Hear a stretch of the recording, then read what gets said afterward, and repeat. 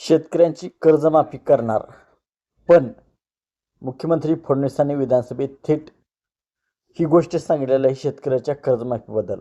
तर मुख्यमंत्री देवेंद्र फडणवीस नेमके काय म्हणाले आहेत, हे आपण या व्हिडिओमध्ये जाणून घेणार आहोत.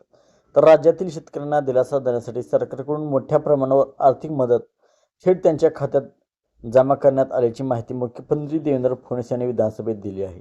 32,000 कोटींची विशेष पॅकेज सरकारनं जाहीर केलेलं आहे. मुख्यमंत्री देवेंद्र फडणवीस यांनी स्पष्ट केले की राज्य सरकारने यापूर्वी 32,000 कोटी रुपयांचे विशेष मदत पॅकेज जाहीर केले होते.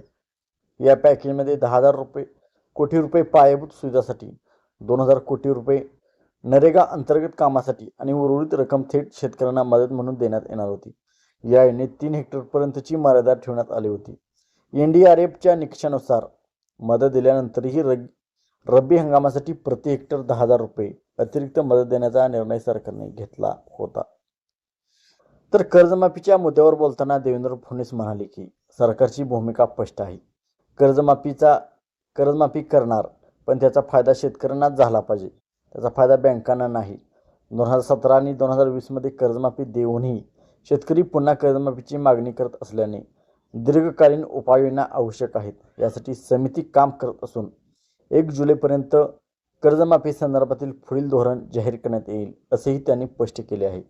तर कर्जमाफीबद्दल त्यांनी देवेंद्र फडणवीसांनी एक समिती नेमलेली आहे.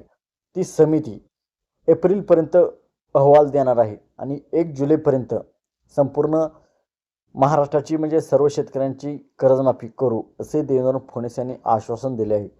परंतु देवेंद्र फडणवीस आता कधी कर्जमाफी करतात, किती करतात, 1.5 लाख करतात, 2 लाख करतात का सरसकट करतात, हे पाहणे आता निश्चिततेचे ठरणार आहे.